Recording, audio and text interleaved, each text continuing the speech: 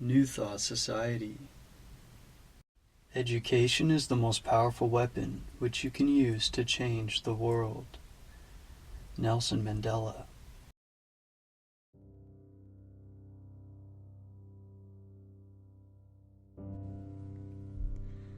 Introduction, Part 8. In this part, you will find that you may freely choose what you think, but the result of your thought is governed by an immutable law. Is this not a wonderful thought? Is it not wonderful to know that our lives are not subject to caprice or variability of any kind, that they are governed by law?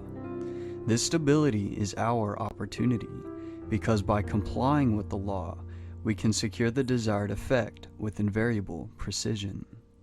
It is the law which makes the universe one grand piano of harmony. If it were not for law, the universe would be a chaos instead of a cosmos. Here, then, is the secret of the origin of both good and evil.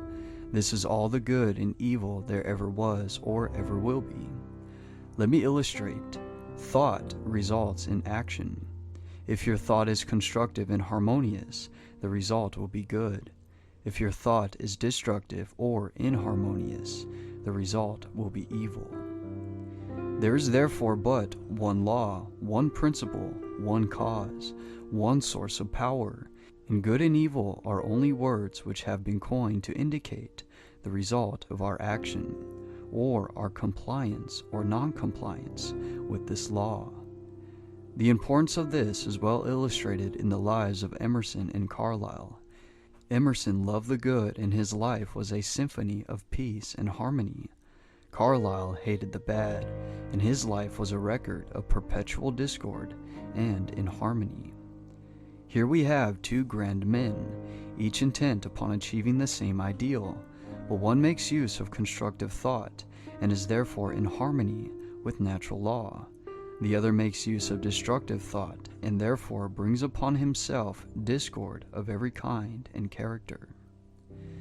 It is evident, therefore, that we are to hate nothing, not even the bad, because hatred is destructive, and we shall soon find that by entertaining destructive thought, we are sowing the wind, and in turn shall reap the whirlwind. Thought contains a vital principle, because it is the creative principle of the universe, and by its nature will combine with other similar thoughts.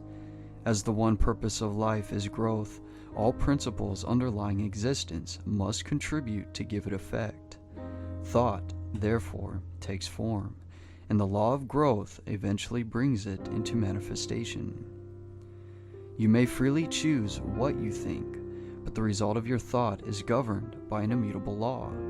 Any line of thought persisted in cannot fail to produce its result in the character, health, and circumstances of the individual.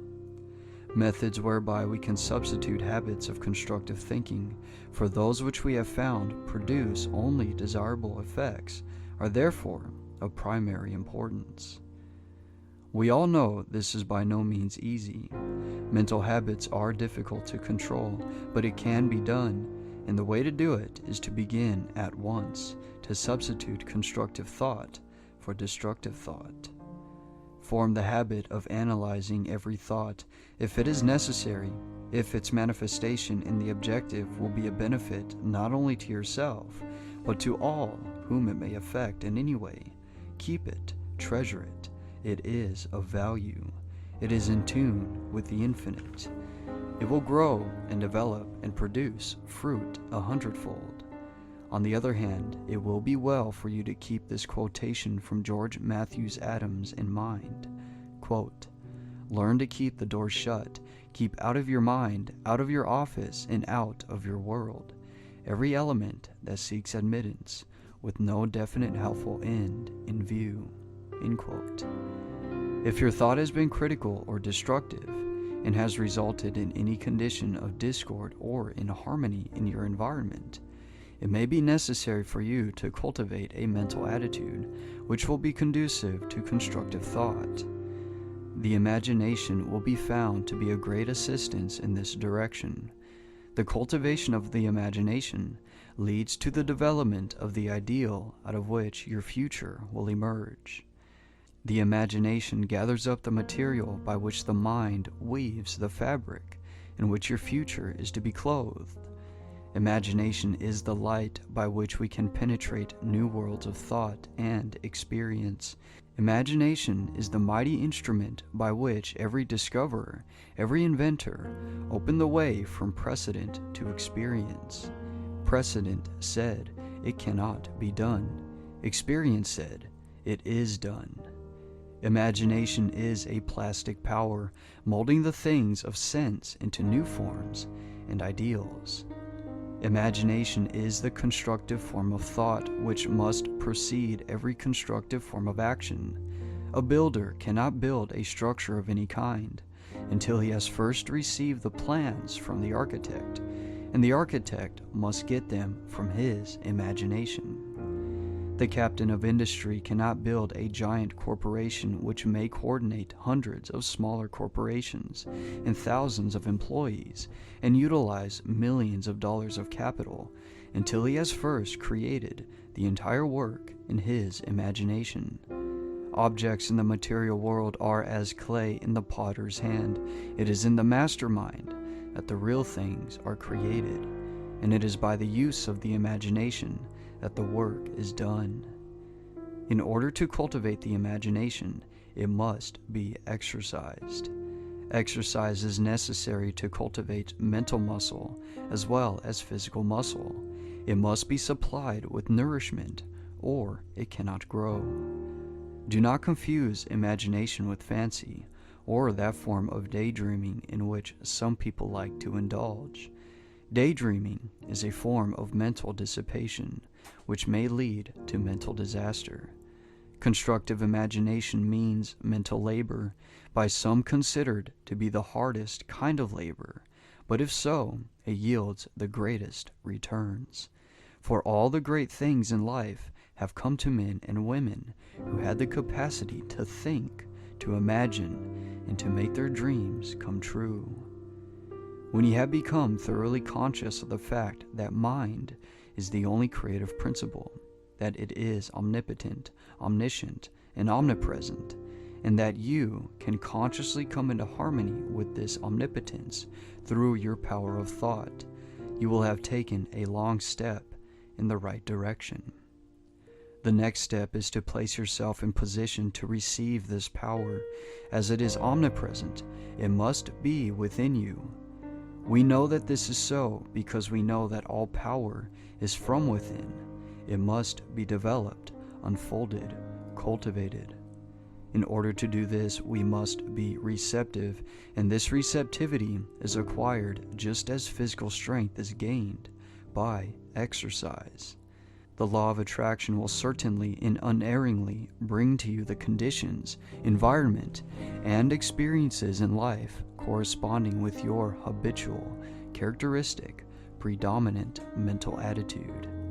Not what you think once in a while when you are in church or have just read a good book, but your predominant mental attitude is what counts. You cannot entertain weak, harmful, negative thoughts 10 hours a day and expect to bring about beautiful, strong, and harmonious conditions by 10 minutes of strong, positive, creative thought. Real power comes from within. All power that anybody can possibly use is within man, only waiting to be brought into visibility by his first recognizing it and then affirming it as his, working it into his consciousness until he becomes one with it. People say that they desire abundant life, and so they do. But so many interpret this to mean that if they will exercise their muscles or breathe scientifically, eat certain foods in certain ways, drink so many glasses of water every day of just a certain temperature, keep out of drafts, they will attain the abundant life they seek. The result of such methods is but indifferent. However, when a man awakens to the truth and affirms his oneness with all life, he finds that he takes on the clear eye, the elastic step, the vigor of youth. he finds that he has discovered the source of all power. All mistakes are but the mistakes of ignorance. Knowledge gaining and consequent power is what determines growth and evolution. The recognition and demonstration of knowledge is what constitutes power, and this power is spiritual power, and this spiritual power is the power which lies at the heart of all things. It is the soul of the universe. This knowledge is the result of man's ability to think. Thought is therefore the germ of man's conscious evolution. When man ceases to advance in his thoughts and ideals, his forces immediately begin to disintegrate, and his countenance gradually registers these changing conditions. Successful men make it their business to hold ideals of the conditions which they wish to realize. They constantly hold in mind the next step necessary for the ideal for which they are striving. Thoughts are the materials with which they build, and the imagination is their mental workshop. Mind is the ever-moving force with which they secure the persons and circumstances necessary to build their success structure. And imagination is the matrix in which all great things are fashioned. If you have been faithful to your ideal, you will hear the call when circumstances are ready to materialize your plans, and results will correspond in the exact ratio of your fidelity to your ideal. The ideal steadily held is what predetermines and attracts the necessary conditions for its fulfillment. It is thus that you may weave a garment of spirit and power into the web of your entire existence. It is thus that you may lead a charmed life and be forever protected from all harm. It is thus that you may become a positive force, whereby conditions of opulence and harmony may be attracted to you. This is the leaven which is gradually permeating the general consciousness, and is largely responsible for the conditions of unrest which are everywhere evident. In the last part, you created a mental image. You brought it from the invisible into the visible. This week, I want you to take an object and follow it back to its origination. See of what it really consists. If you do this, you will develop imagination, insight, perception, and sagacity. These come not by the superficial observation of the multitude, but by a keen, analytical observation which sees below the surface. It is the few who know that the things which they see are only effects, and understand the causes by which these effects were brought into existence. Take the same position as heretofore and visualize a battleship. See the grim monster floating on the surface of the water. There appears to be no life anywhere about. All is silence. You know that by far the largest part of the vessel is underwater, out of sight. You know that the ship is as large and as heavy as a 20-story skyscraper. You know that every department is in charge of able, trained, skilled officials who have proven themselves competent to take charge of this marvelous piece of mechanism. You know that although it lies apparently oblivious to everything else, it has eyes which see everything for miles around, and nothing is permitted to escape its watchful vision. You know that while it appears quiet, submissive, and innocent, it is prepared to hurl a steel projectile weighing thousands of pounds at an enemy many miles away. This and much more can be brought to mind with comparatively no effort whatever. But how did the battleship come to be where it is? How did it come into existence in the first place? All of this you want to know if you are a careful observer. Follow the great steel plates through the foundries. See the thousands of men employed in their production. Go still further back and see the ore as it comes from the mine. See it loaded on barges or cars. See it melted and properly treated. Go back still further and see the architect and engineers who planned the vessel. Let the thought carry you back still further in order to determine why they planned the vessel.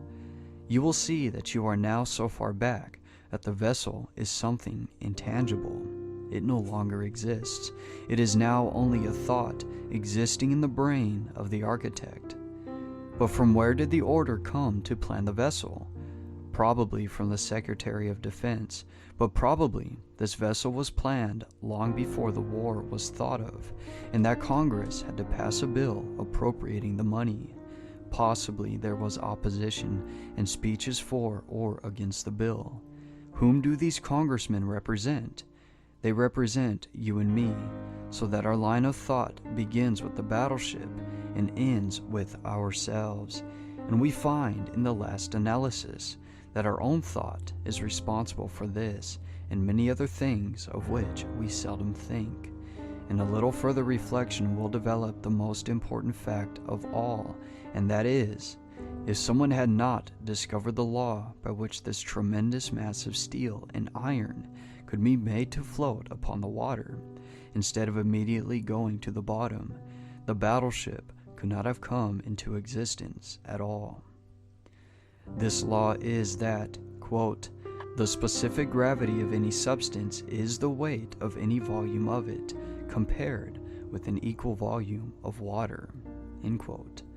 The discovery of this law revolutionized every kind of ocean travel, commerce, and warfare, and made the existence of the battleship, aircraft carriers, and cruise ships possible.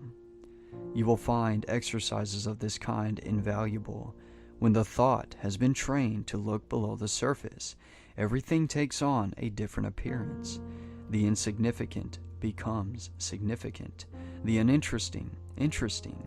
The things which we suppose to be of no importance are seen to be the only really vital things in existence. Quote, look to this day, for it is life, the very life of life. In its brief course lie all the verities and realities of your existence. The bliss of growth, the glory of action, the splendor of beauty. For yesterday is but a dream, and tomorrow is only a vision. But today, well lived, makes every yesterday a dream of happiness, and every tomorrow a vision of hope. Look well, therefore, to this day. End quote. From the Sanskrit.